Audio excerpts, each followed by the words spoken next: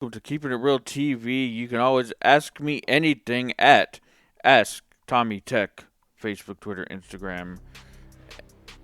Ask me right there. I'll get back to you however you want to be connected, whether with a video on Zoom or in person if we're local.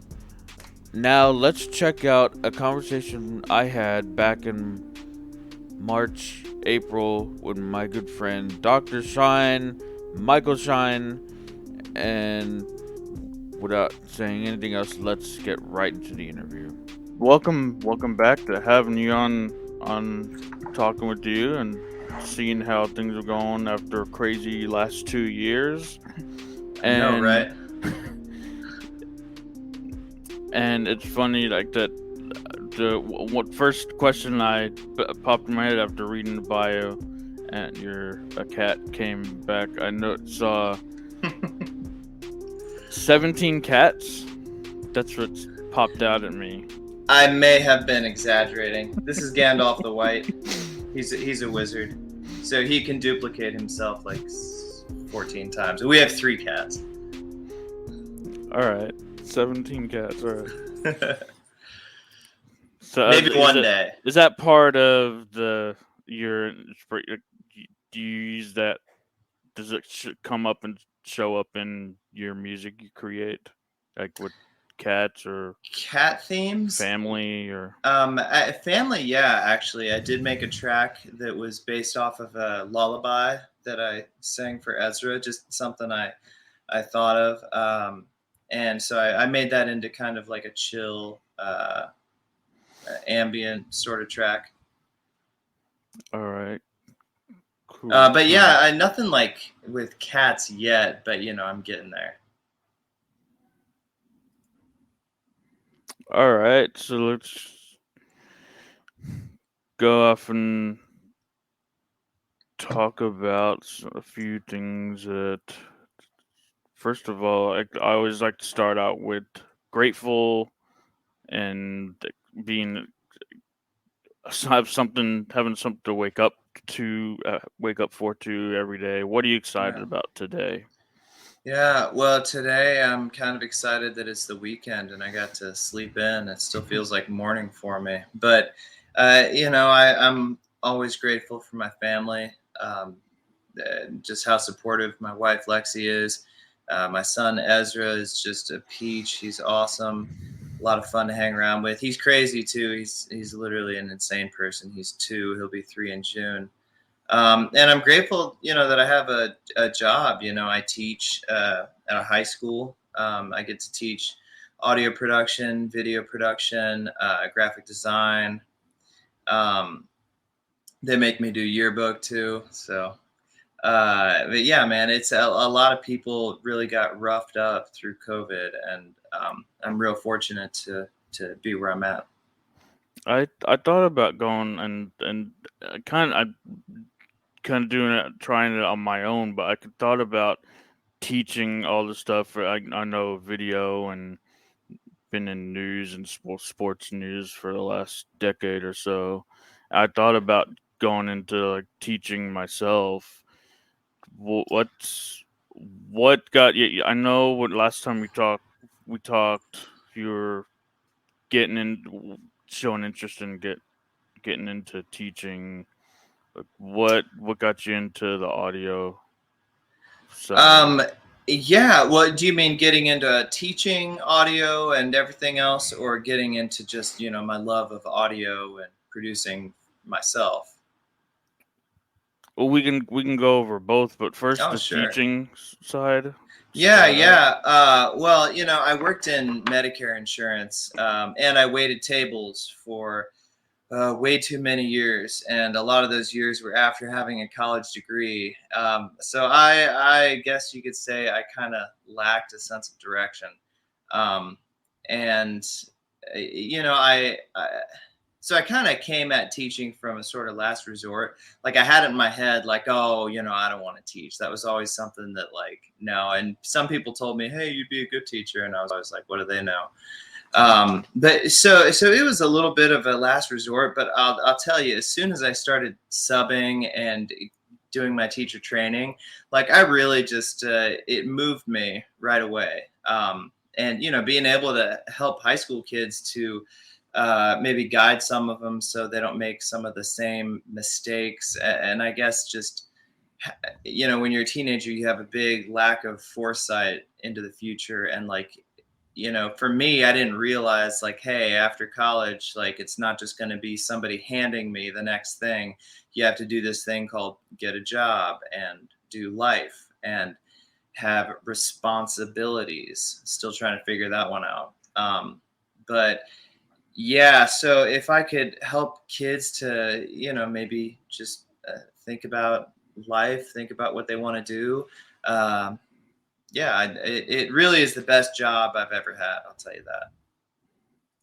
All right, yeah, and you meant like help them through not making mistakes, or maybe like letting them make a few mistakes too on their own, because Oh yeah. and make them not just keep all the mistakes from them, just help support them the best way, right? And they do make a lot of mistakes, and I empathize because I was there. But it's sort of like what my dad used to say: I give you the rope and it's your choice if you hang yourself with it. And I've learned that's really not the way to phrase it in school, but it's I like that analogy because I try to give them a lot of freedom and not police them and micromanage them too much. Mm-hmm. And yeah, a lot of them, if they don't do their stuff, they're gonna fail. I was like that came up in my when you said the rope. I always the big cliche quote about fishing: "Don't teach them how to fish." Oh Not yeah, yeah. not To don't give them the fish. Teach them how to fish. yeah. Teach a man to or give a man a fish, he eats for a day. Teach a man to fish, he eats for a lifetime. Yeah, I like The that. And I'm not even a fisherman. the long. All right, cool, and so grateful. So like start out and we don't have to go over this. Actually, technically, again, let's see. So let's your love of music. Let's start from the beginning here. Getting into music, your love of music. What? Yeah, man, it was probably like I took piano lessons when I was a kid. My mom made us do it, so I didn't like it then, but I'm glad I did. When I was a teenager, I think around 15 or 16, and I started really wanting to impress girls. I learned the guitar.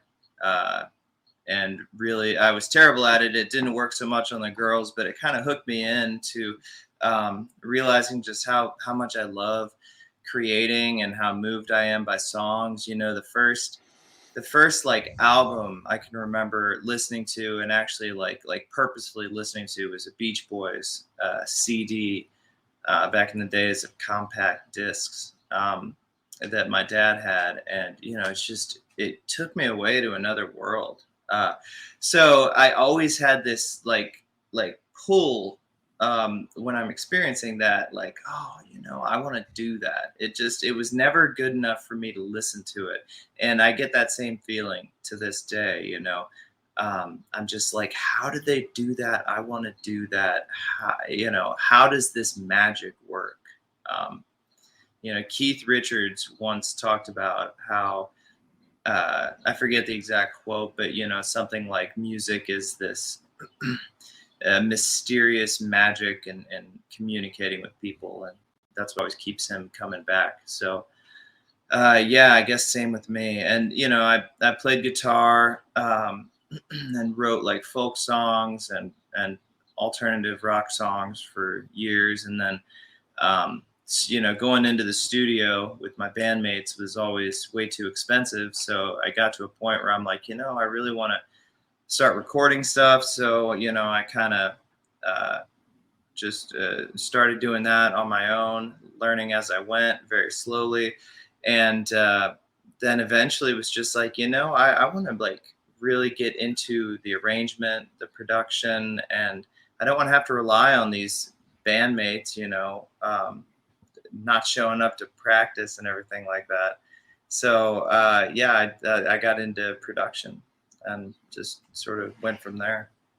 Is there something on the music aspect, like maybe going back 10 years? I can find a situation going back for me for 10 years. Is there something going back where you didn't really see yourself doing, or like that like something that I hate to like use the word, but like something that you hated and you, but now all of a sudden you just love to do, like, Yeah, like you mean about production, yeah, music production. any aspect of music composing production. Yeah, well, in a general sense, I get impatient, I guess, to, you know, change the word from hatred. Sometimes it's hatred, but I get impatient Impatient, with yeah. myself when there are things that I don't know. Like I've got this idea in my head, okay, I want to bring it to life.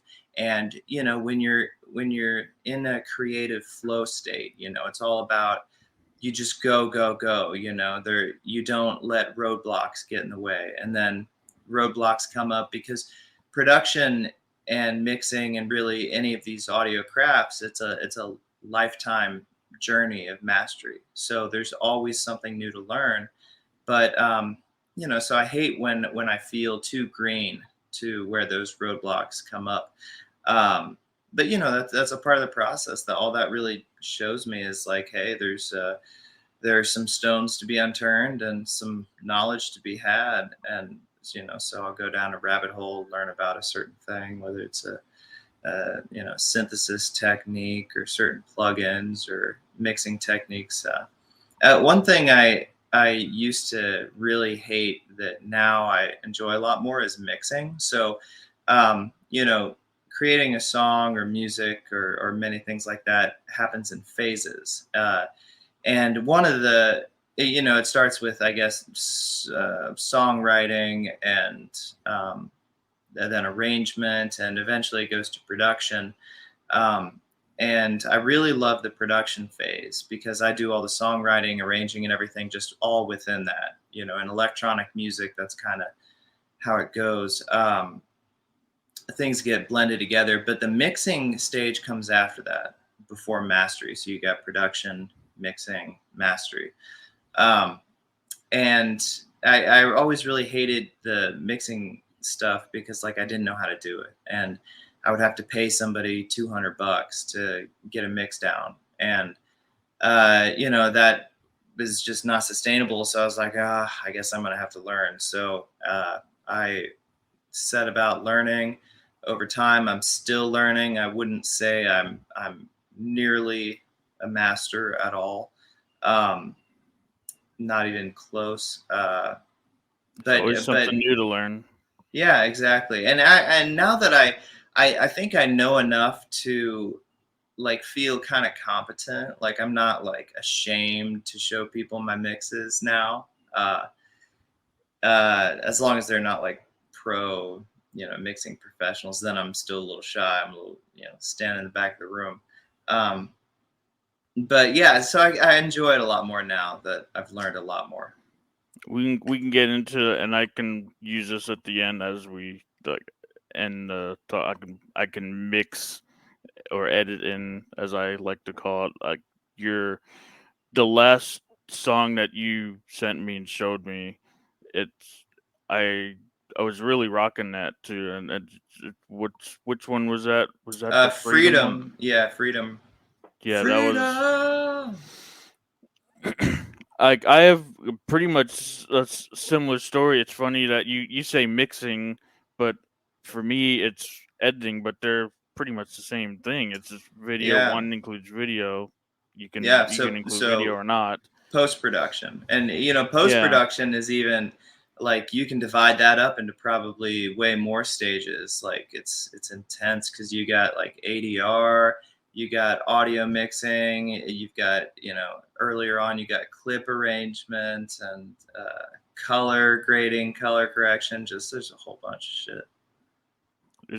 There's so many different ways to do one thing. When I was going to school, Yeah. I grew up in the directing live shows, and I was growing up to do the live show, or you tape record with as little edit needed as possible. Yeah, yeah. And I never wanted to get into the edit because it's just time consuming, and I Yeah. didn't want to get in It's tedious. an edit Crashes suite. your computer.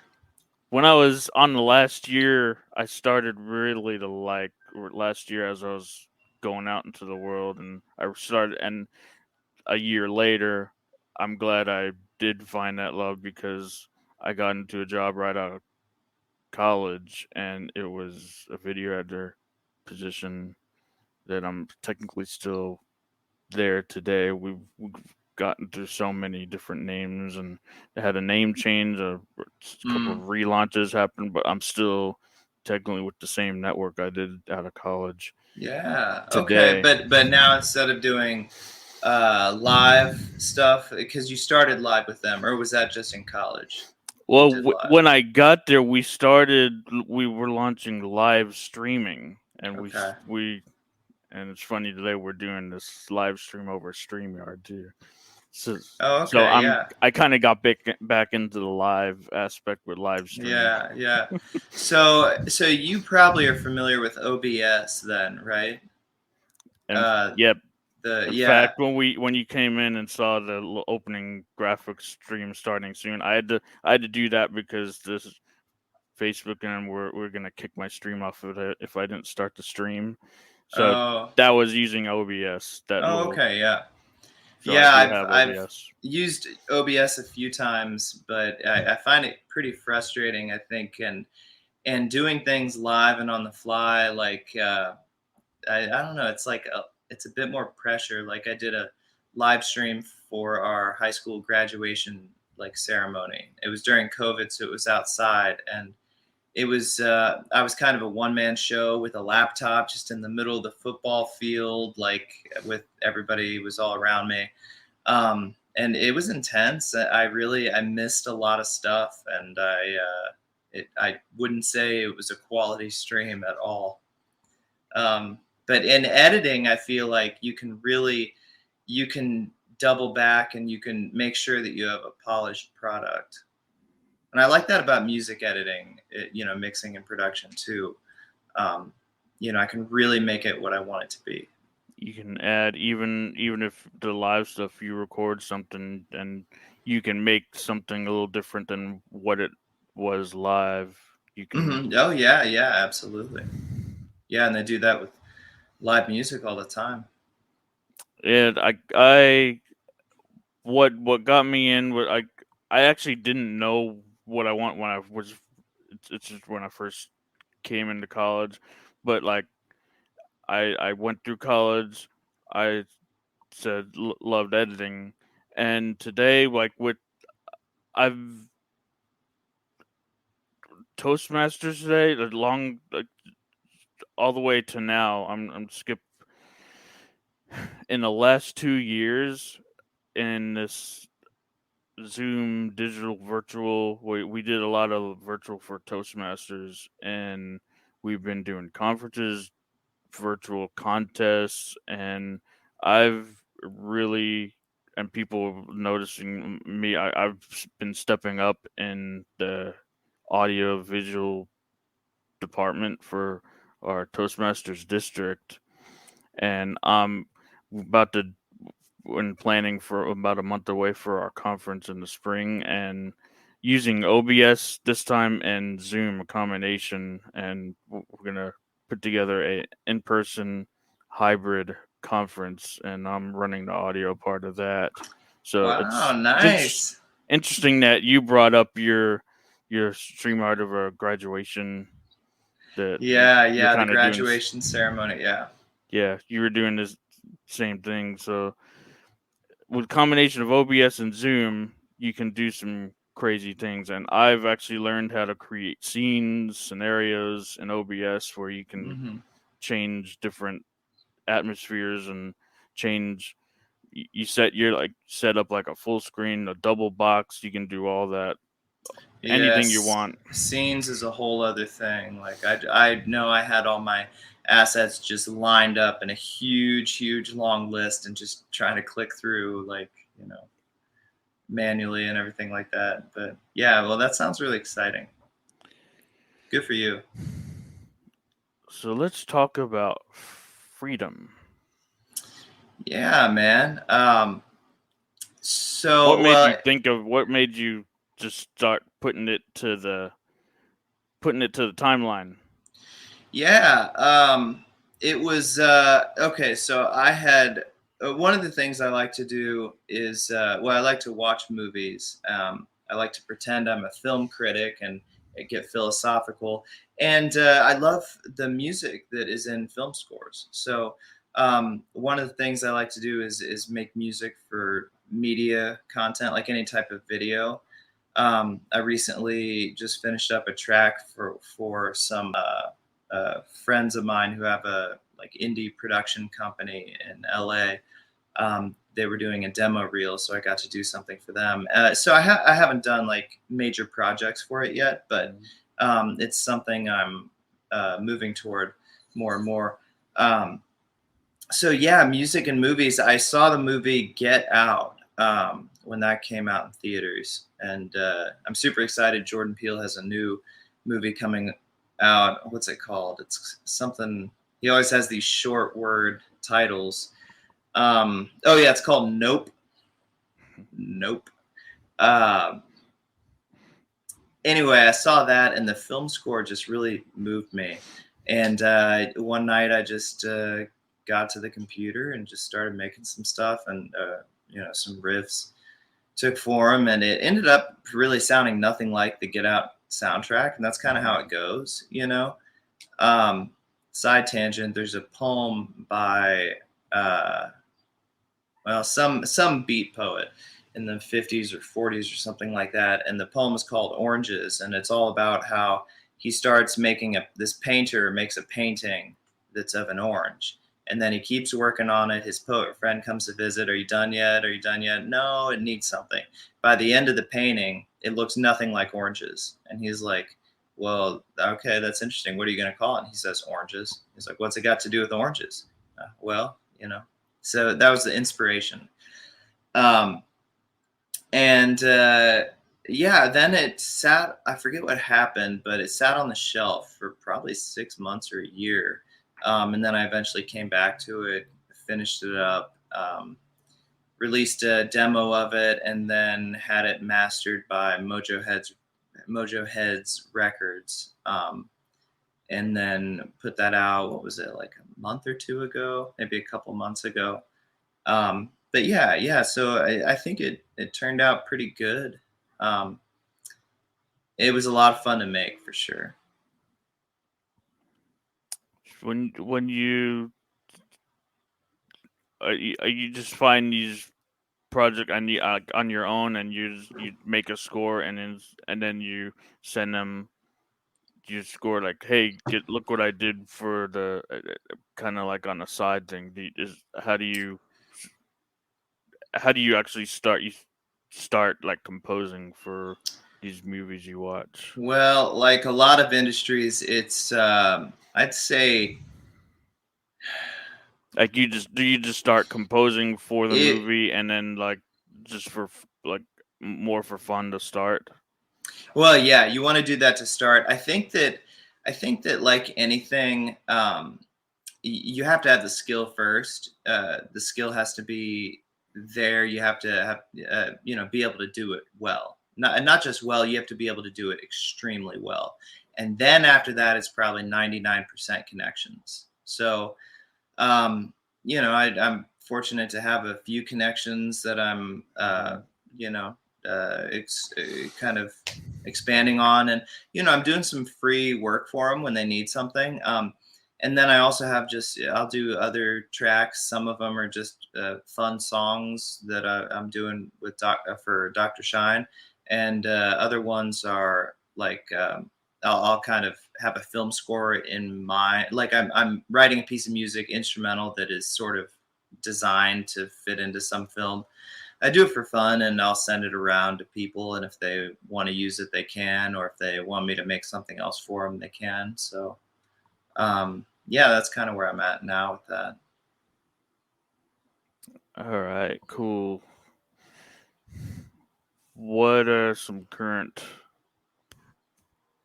projects that you maybe that you got started on, some inspirations that are just now hitting your brain? What are some things that Yeah. you're looking forward to?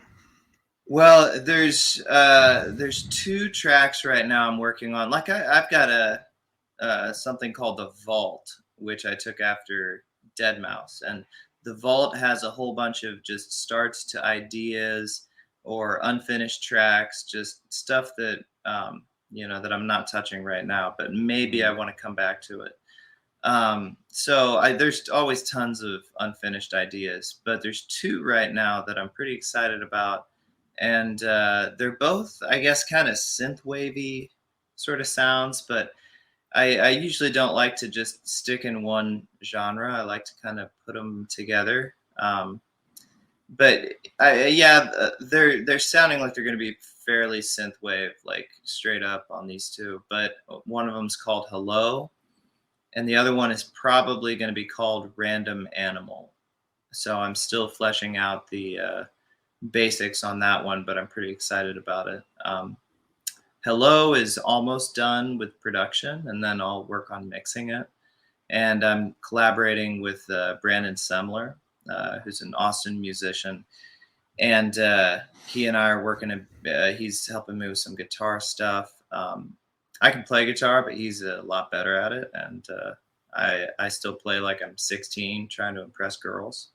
So yeah, we're working together on that, and yeah, I just think it's really fun vibe. I mean, it's hard to describe exactly how that one started. It was late at night on a weekend, and I just felt like I was actually remembering a couple old, like kind of almost ambient, spacey type stuff that I made like years ago when I first started producing. I was remembering them, and I was like thinking, and I think this a lot. I'm like, those were damn good. They were really good. Patting myself on the back a little bit, but the production, a lot of the production was really kind of not that good, and the mixing was garbage. So, not really. It's hard to listen to, but the concept and the music was good. So I was just thinking about that, and I was like, oh, I kind of want to have a back to grassroots moment, and so I just started messing around with some stuff, and the song took hold, and like clockwork, it sounds nothing like that old stuff that I was thinking about. Just sounds like something totally different, and yeah, so now I'm working on finishing that. Yeah, I think that's the most important thing of just keep going, keep doing it, keep building. You, you notice as you're doing something like, hey, I I'm doing this a lot better than I was doing it when I first started. Like, keep doing it, and you're gonna get better. Oh yeah, yeah. You go through some plateaus, and then you go through periods of rapid growth. And but yeah, if you love a thing, then you commit to the path of mastery.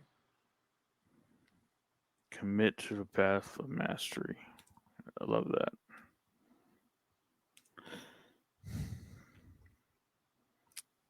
So kind of open and touched in beginning of this, but what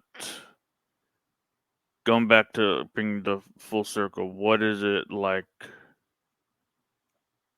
going off on the notes here?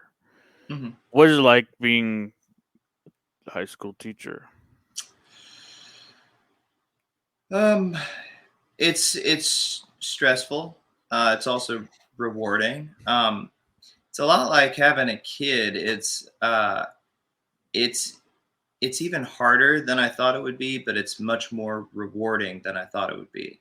So that applies to being a school teacher as well as being a dad. Um, but yeah, it's that you do a lot of working like after work hours. I think that's true of many jobs, but when I was in Medicare insurance or waiting tables or a handful of other jobs I did, I usually could leave work at work.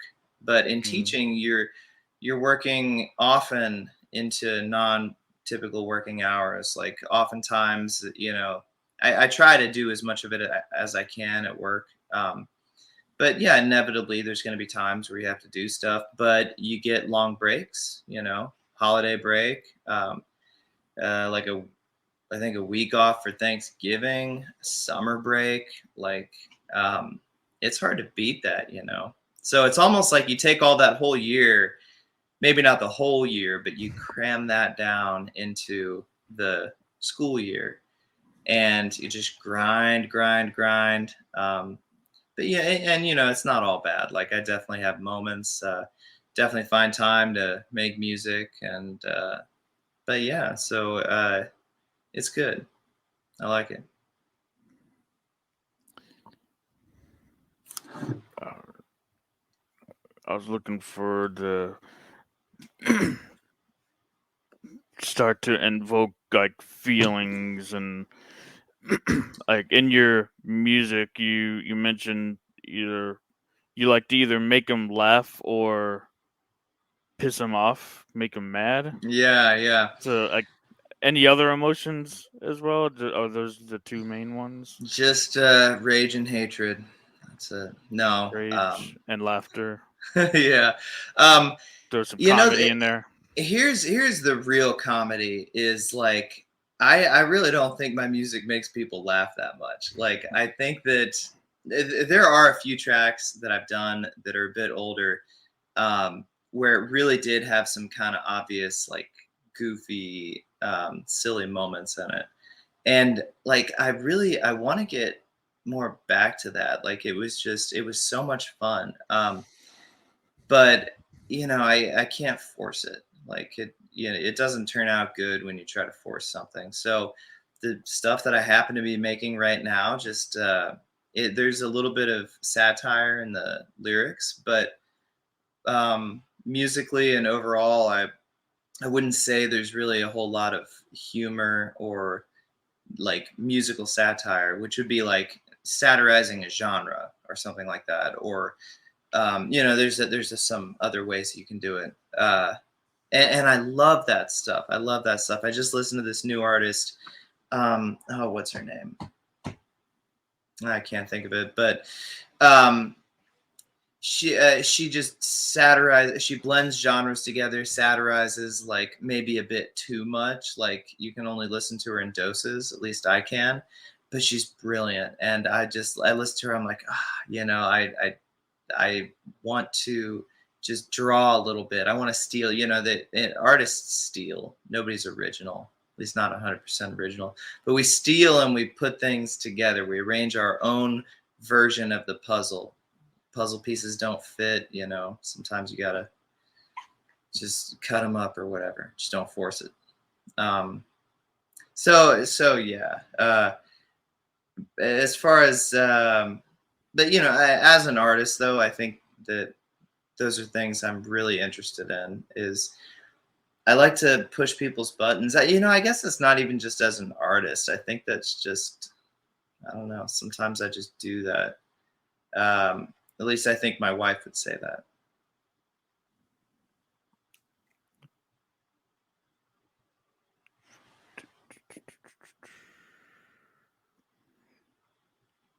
So I heard steal, or taking you like takes inspiration maybe. Is that what Yeah, you were saying? yeah. You hear something that you love, like Beach Boy harmonies, for example. Oh, hey, I love that, so I'm going to use that. I'm going to do some of that. My favorite band of all time is the Beatles. I think everybody's still stealing from them, but the funny thing is, they stole from uh, everybody.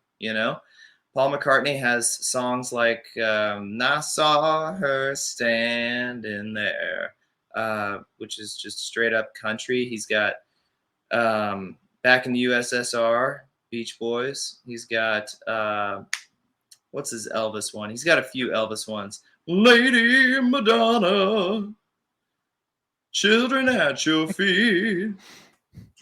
Straight up Elvis. Yeah, and of course, all those British invasion guys stole from all the black musicians in America. They would gobble up their records. Like, I've read about that. It's pretty fascinating. Like, there's some things I've heard Elvis do that's surprising to hear him actually do. Like, sing. I'm looking for, it's a country western for our Toastmasters conference and putting up. I'm looking for country or like Roundup. It's a western theme. I'm looking for that stuff, and I'm coming across Elvis doing Rawhide, and I didn't expect that. Yeah, well, and Elvis was he was the king of theft, really, but I think he was pretty country through and through. Like, he was Nashville. Yeah, so I thought of that too. Like, he Yeah. did start as country, so it kind of makes sense. But of course, like the early rock and roll stuff, like, a lot of those guys, like, they were stealing from black musicians and like taking in that blues element. And of course, he stole from Forrest Gump when he got his dance moves. Forrest was a kid. Everybody knows that. So, like, when in the interest of like having fun with the music and creating the fun, like that comedy, there's this, I could show after, I can send a link to the sound. There's this podcast that I actually like to listen to. You may know them. They're actually actors. They've been actors. With if you ever heard of them, Brett Davern and Nathan Kress. They do Radioactive Dads. You might actually take the great conversation about two young actors and their dads, their young dads.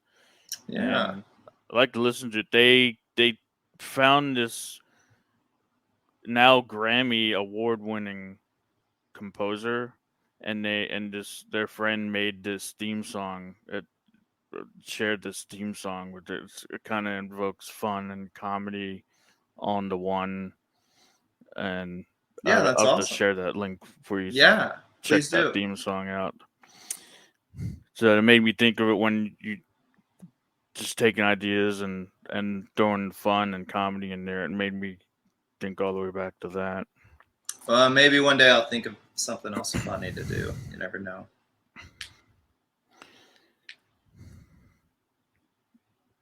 So you do everything pretty much for you, but who maybe else, or who do you do it for? Like, who do you create the music for, other than that strikes deep, man. That's deep.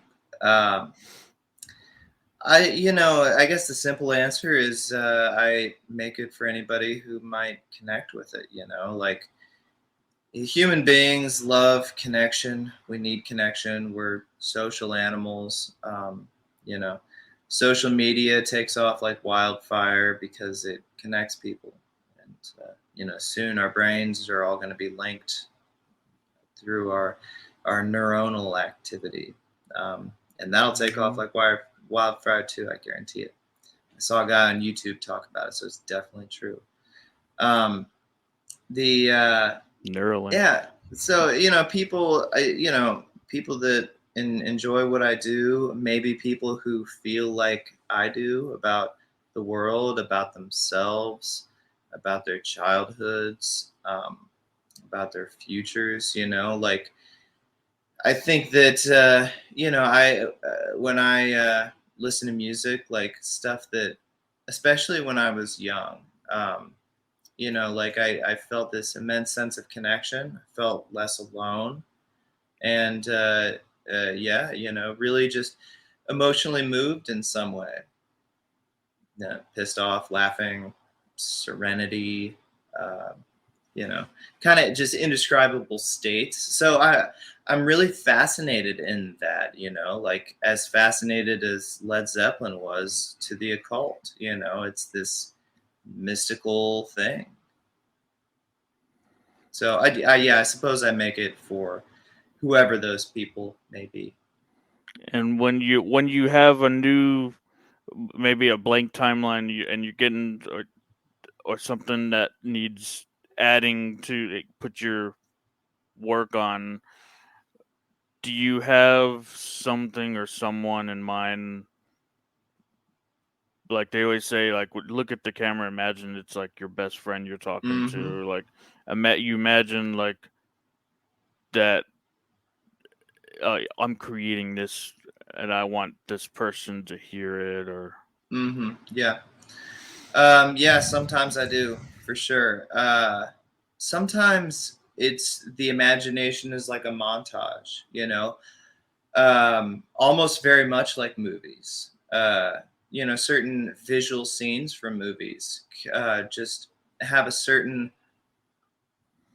mood or a certain emotion that they're kind of conveying on their own. And then, of course, music drives that home. Like, we wouldn't go see movies if not for music. In fact, music was in movies before audio or before dialogue was in movies, which is interesting.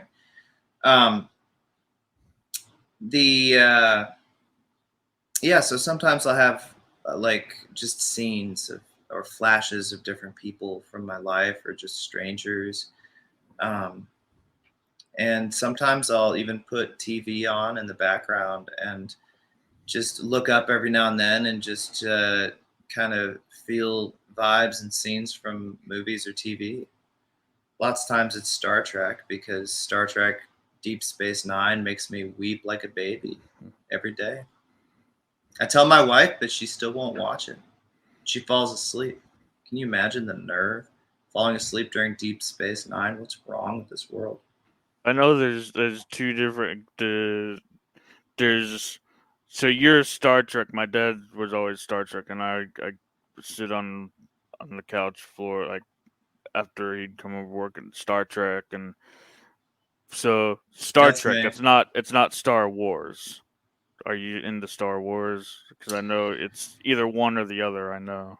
No, no, I don't believe in that one or the other, but Mm. well, I don't know. Maybe Well, maybe I'm That's how a lot of, I experience a lot of people, like, all right, I'm not really a Star Wars guy, but like Star Trek, like, yeah, that's how I experience. Yeah, the thing with Star Wars, they're so totally different. I mean, they're different genres even. Star Wars is not sci-fi. Star Wars is fantasy. Star Wars is archetypal.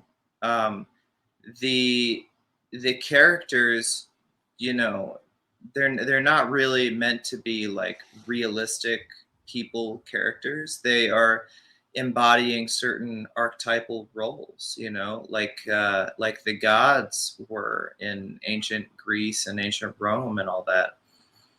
So, and in fact, George Lucas was really conscious about that in the at least the first three movies that he made. I don't know about if he was conscious about anything in the second three movies that he made. And as far as the Disney directors, I mean, the movies were most of them were pretty entertaining, but they didn't pull on my heartstrings as much. So, although I will say, the Mandalorian, the Mandalorian, the Western fantasy Hmm. sci-fi-ish thing, like that was really something special. So yeah, I definitely enjoy Star Wars. Rogue One, yeah, I forgot about that. Rogue One was sweet. Um, and that Darth Vader scene at the end, like, gave me chills. So yeah, I'm a Star Wars fan, but um, it doesn't it doesn't make me think the same way and as much as Star Trek makes me think. So, to all of your millions of listeners out there who might be considering Star Trek, you got to jump onto it because um, it, it, it'll bring up, like, it's like thought candy. different ways of looking at society, different ways of thinking about right and wrong problems. Star Wars is only either right or wrong. Comes up for me is like exploration. Yeah, exploring some of these just things that we deal with in society and the world in really well crafted, well written ways, except for Star Trek Discovery, which I think is the biggest disappointment to anybody who actually cares about Star Trek. It's abysmal. I think it should be taken down and banned in this country. Interesting. Yeah, Star Wars. I can get in on something, not really all. I did enjoy. I started watching that Mandalorian, but Yeah. there's some things I can get on with Star Wars. But like a lot of it, when I think of it, I think I actually refer to in my mind at the parody Spaceballs. Yeah. I end up thinking of that instead. Spaceballs was fantastic. Yeah. I watch it about once a year or so. It just makes me really miss Rick Moranis. I hope he's happy wherever he is, what he's doing. Let's get into something I can ask before, but like get into invoking emotion and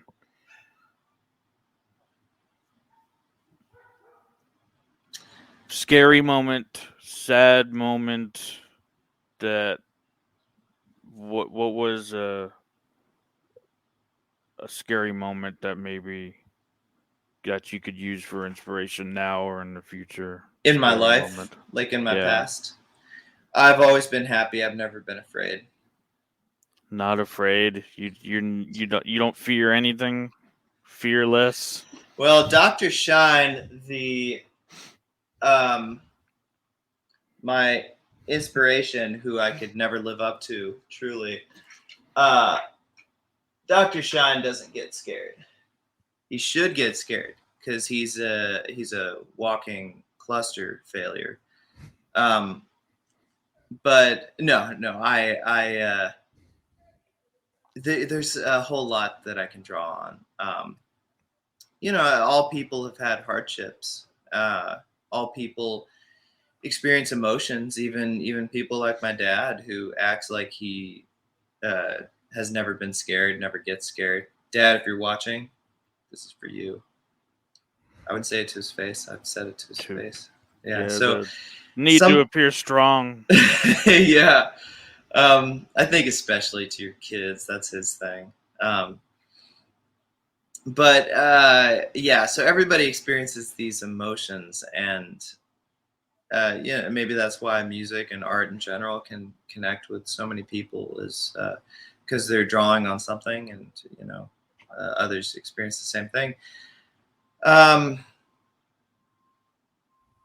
It's hard to recall something specific, but at least something specific that like I'd want to dive into without just going into a huge backstory. So, well, my parents got divorced when I was 5, and that particular situation, that's not really something like that. That moment isn't really something that like I think about a lot or draw on, but a moment like that produces a lot of ripple out effects, and one ripple influences the next ripple, influences the next. So a lot of those ripples, a lot of those little things that occurred even years down the road,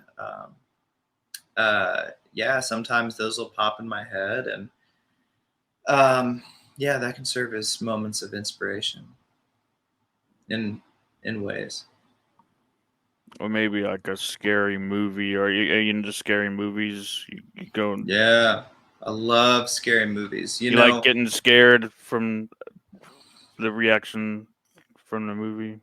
Yeah, and it takes me a lot more to get scared these days than when I was a kid. I'm more desensitized, but the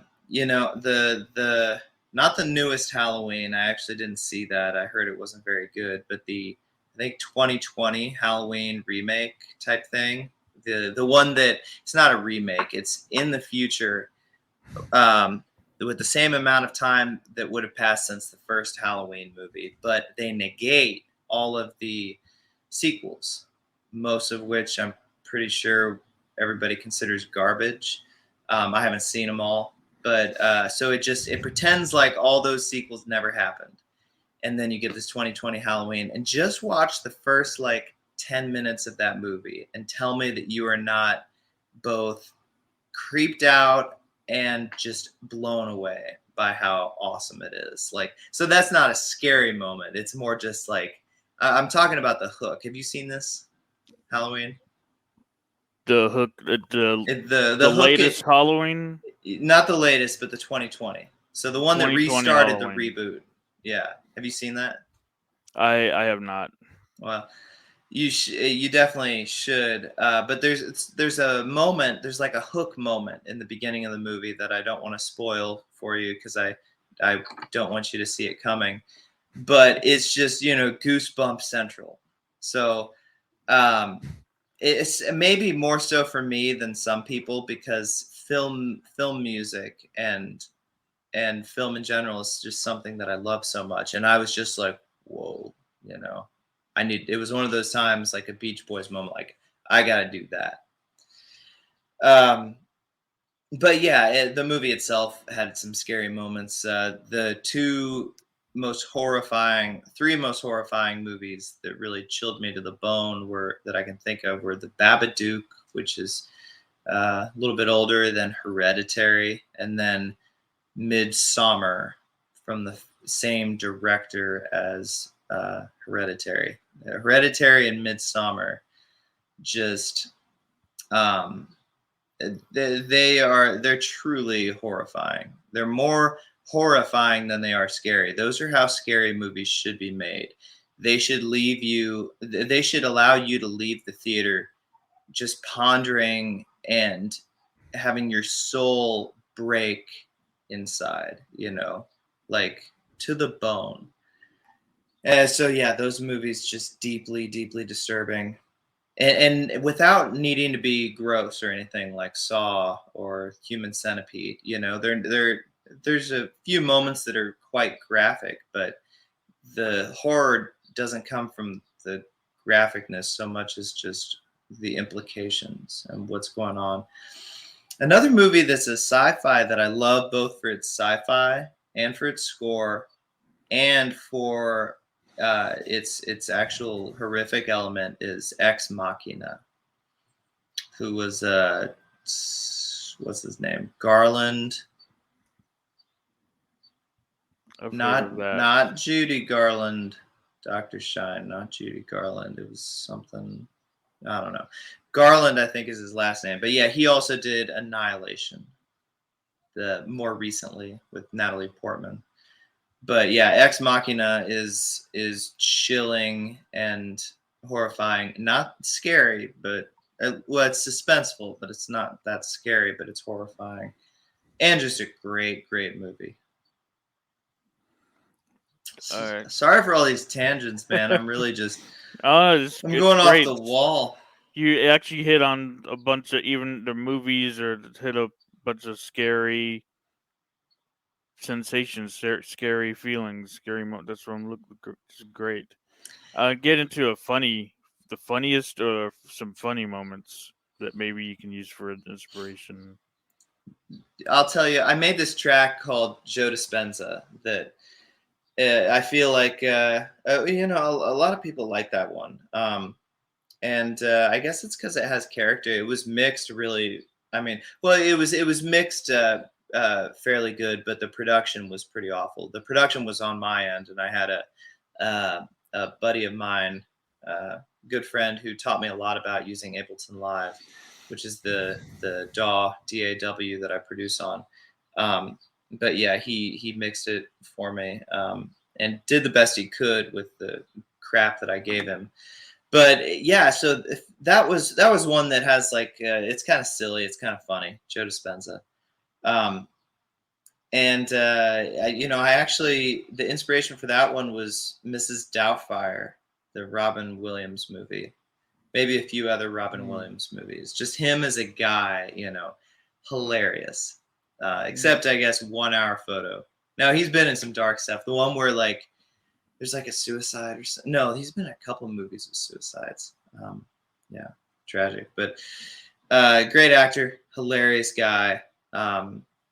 Such a tragic loss, the way things went for him and his alcoholism. But I take a lot of inspiration from him. I take a lot of inspiration from Jim Carrey. It sounds like a lot of 90s stuff, but there's a lot of movies I find funny nowadays that come out, but I can't think of like a lot of just characters that are physically funny the way that like these gems like Jim Carrey and Robin Williams were. I don't know. Can you think of anyone? Like, there's definitely a lot of funny comedians, and they do a lot of funny stuff. Like, Zach Galifianakis he has a really unique sense of comedy, and what he does, the choices he makes are so funny, and he can be physical sometimes, but it's when I'm getting into my artistic moments, I guess because it has a lot to do with like doing vocal stuff, like, which, I'm definitely no American Idol or anything like that, kind of the opposite. But, if I'm being expressive with my voice in some kind of way, I'll think of these guys like Jim Carrey or Robin Williams who just are so physical. Zach Galifianakis can be physical, but I don't find myself thinking of him or really any other contemporary comedian or comedy actor so much. I don't know. Can you think of anyone? Someone did come to mind was Jack Black. Oh yeah. All right. Yeah, I've thought of Jack Black for sure. There was a movie. Why am I so bad with names? I'm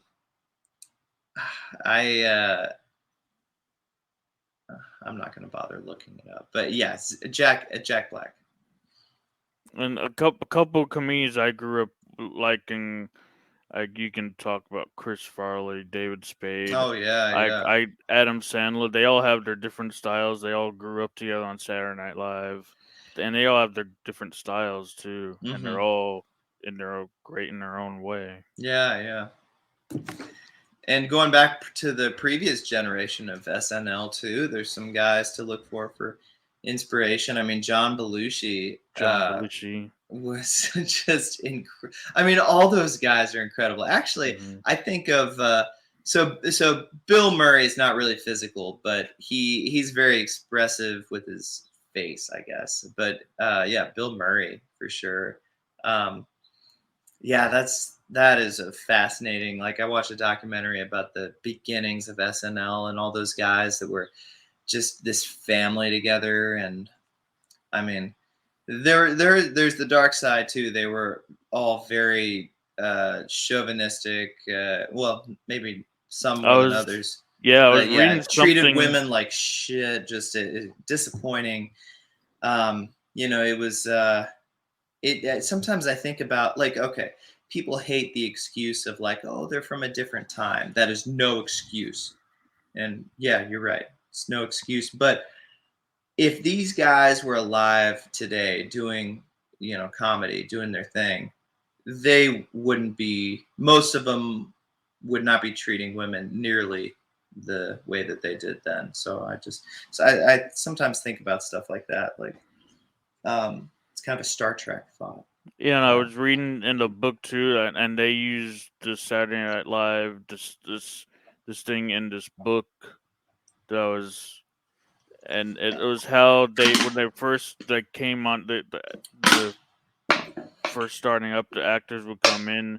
they're all worried about like everyone stealing their stuff, and it was all about how to create like teamwork in a way, and but they're all these actors coming in worry about they didn't want to like give anything away because everyone they were gonna take their stuff, and then today they're like they'd be friends or connected. Some some of them, Yeah, yeah. maybe not It's all of them, but with different times. I mean, you know, the environment, the culture, the world, like this stuff shapes you much more than a lot of people would like to admit.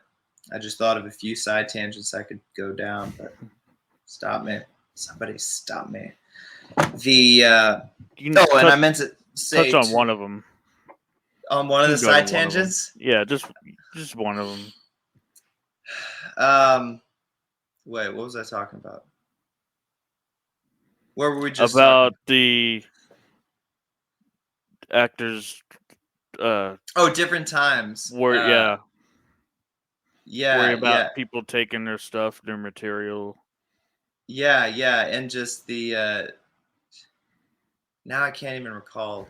There was one juicy one. I know that. Well, I'll come back to it if I think of it. Isn't that crazy how that happens? Think of something, and then when you go to actually Yeah, try it, this is why I write everything down.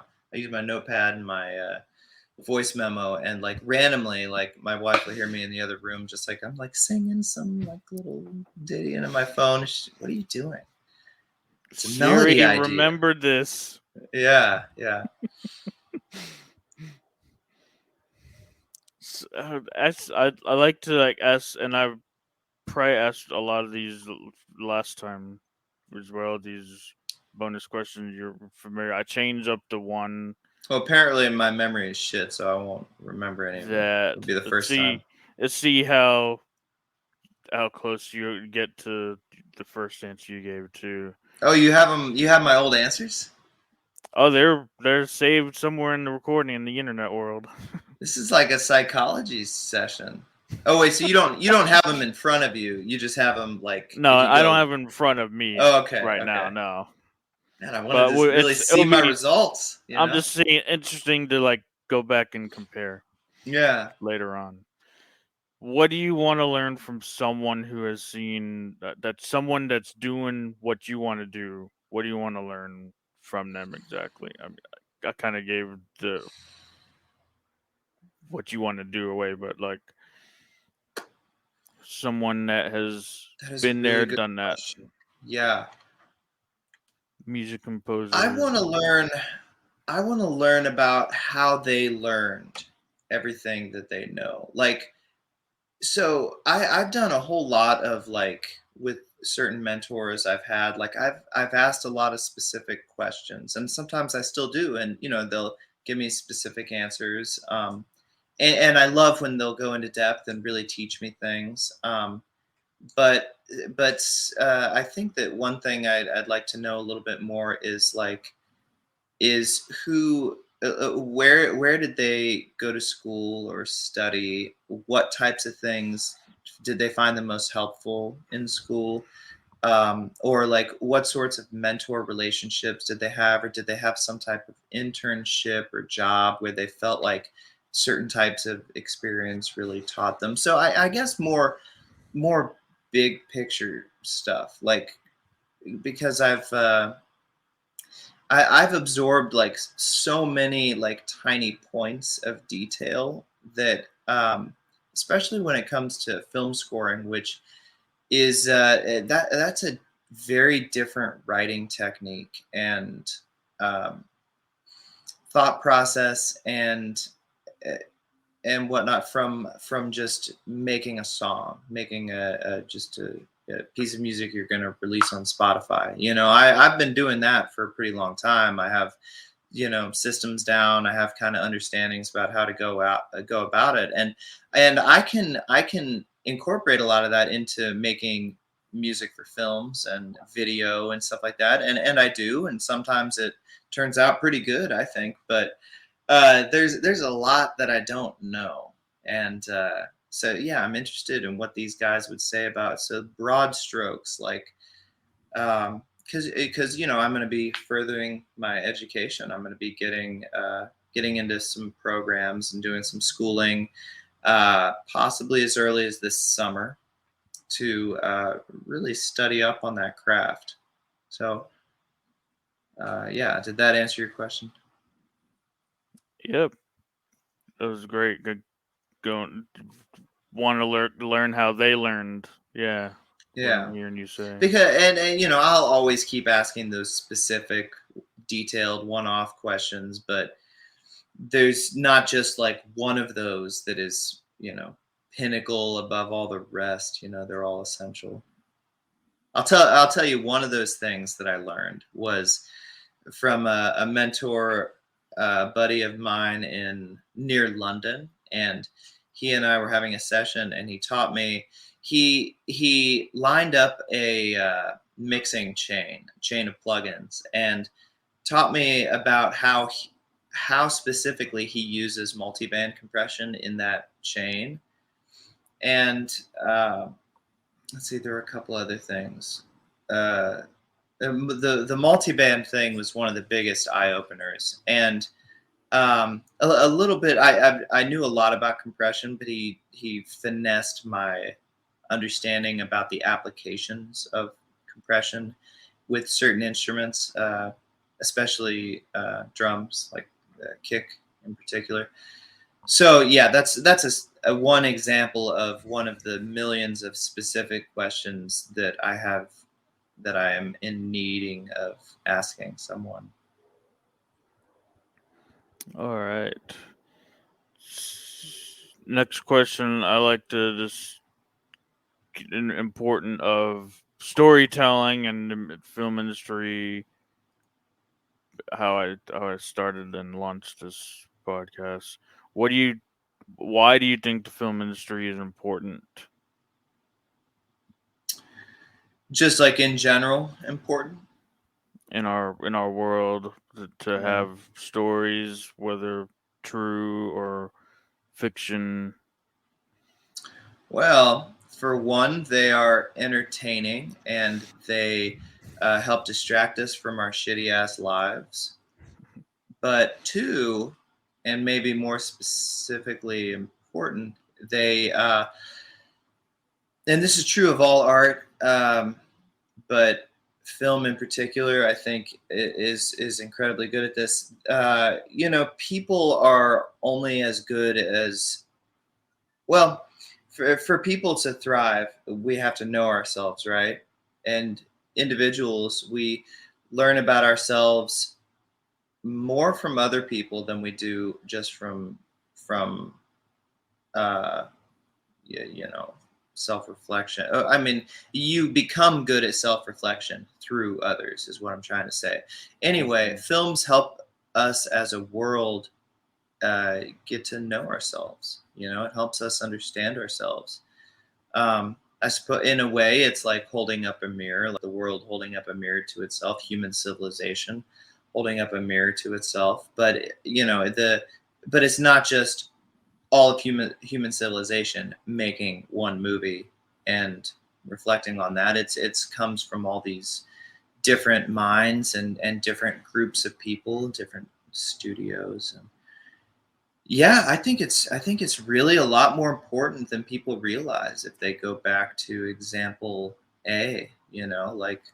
I distract myself as much as the next guy. In fact, I'm I'm an avid. I don't know if you can see this. I'm an avid multi-screener. Um, so I love to listen to YouTube on my phone, mix and produce on my laptop, watch Star Trek on the big TV, and watch a movie, something more cinematic on the little TV, or something, or vice versa. So All at the same time? yeah, man. It's impressive. It's overstimulation of the senses. It's like Jim Morrison, attaining enlightenment through prolonged, I forget the word he used, derangement of the senses. Overused derangement. Yeah. So finding a way to do that without drugs. So, so you talk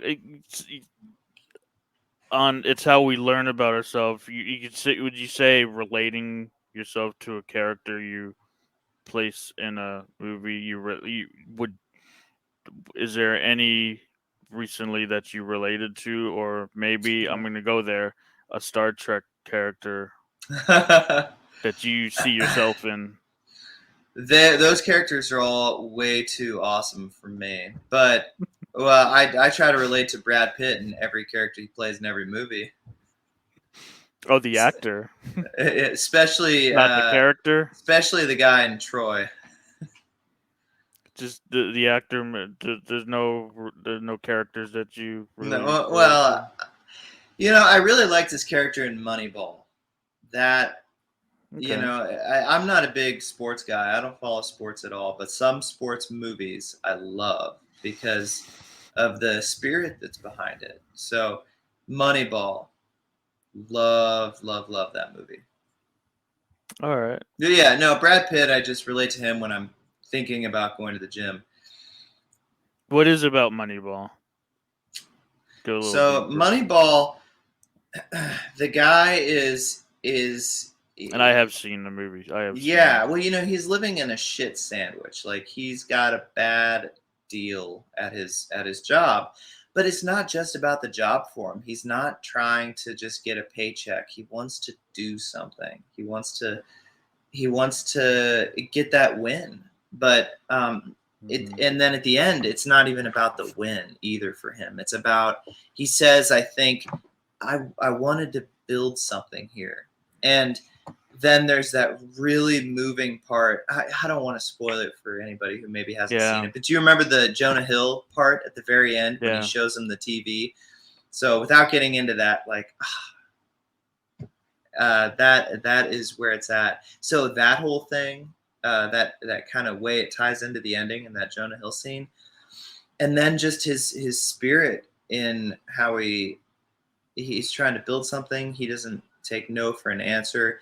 Through all of his frustrations and worrying about getting fired, everybody being against him, he believes in something.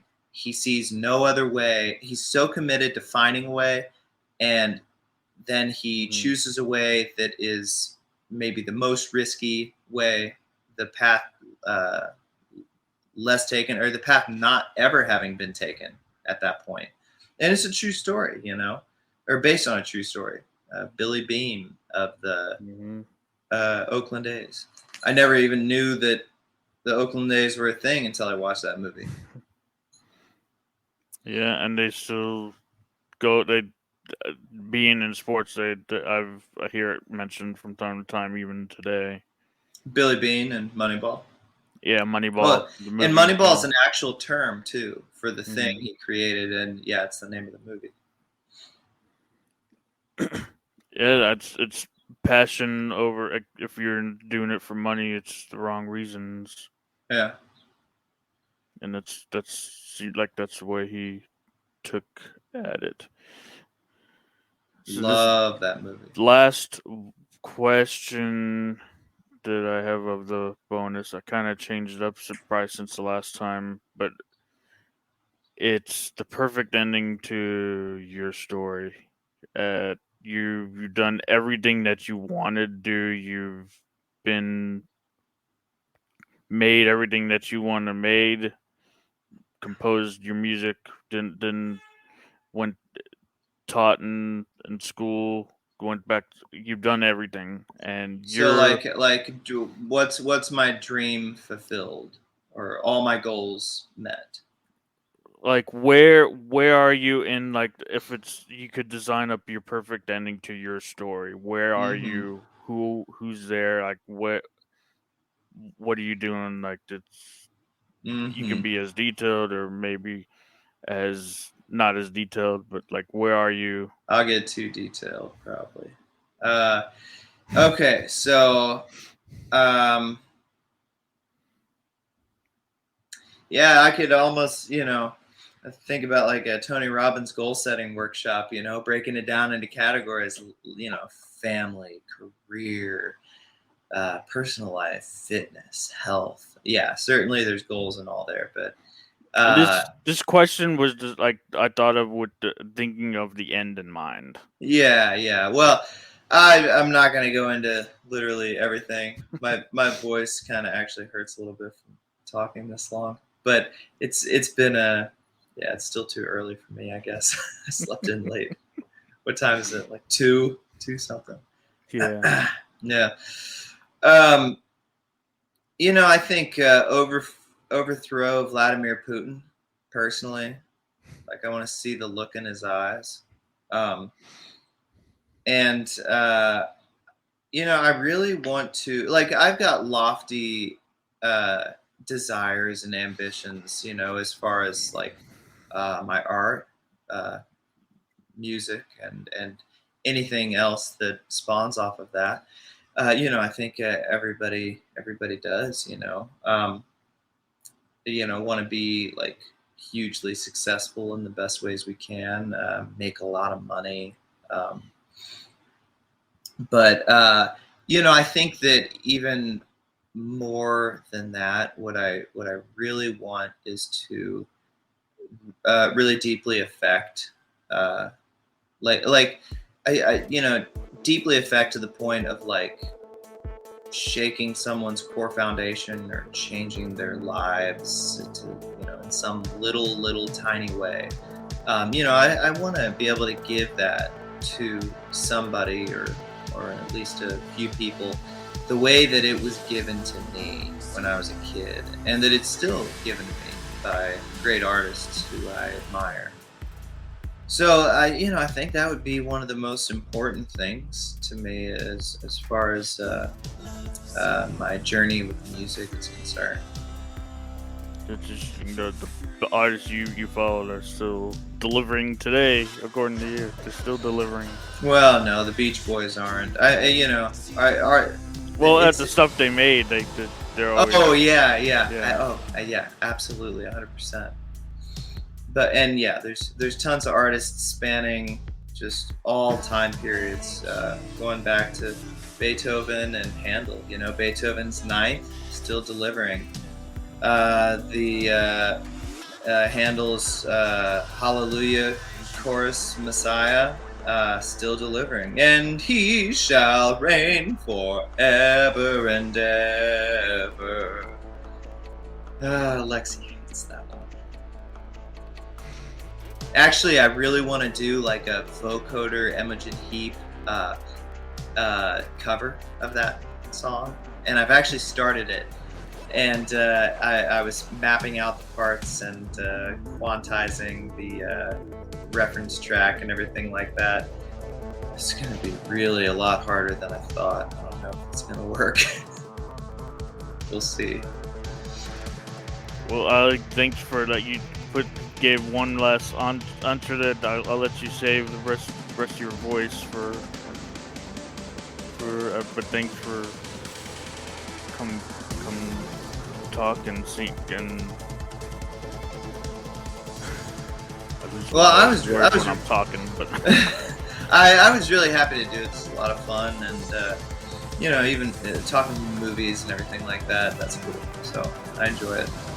Thanks for having me. I love talking editing and mixing. I do not that much of the side on just like I'll get on like a Mac and GarageBand and I'll just put some fun tunes together myself as well, just having fun. Yeah, man. It's cool, isn't it? It's a lot of fun. Yeah, it's just creating, and I love talking with creators, and love talking with. It's cool to do, and get back when I stop being distracted with when I'm Toastmasters, which I'm loving. I'm getting all this experience from there, and maybe this sparks my return to talking to others as well too. Yeah. Well, I hope so, man. And drop me a line sometime if you want to talk more. So. All right. Have a good rest of your day. We'll put it there. Thank you. And Thanks again.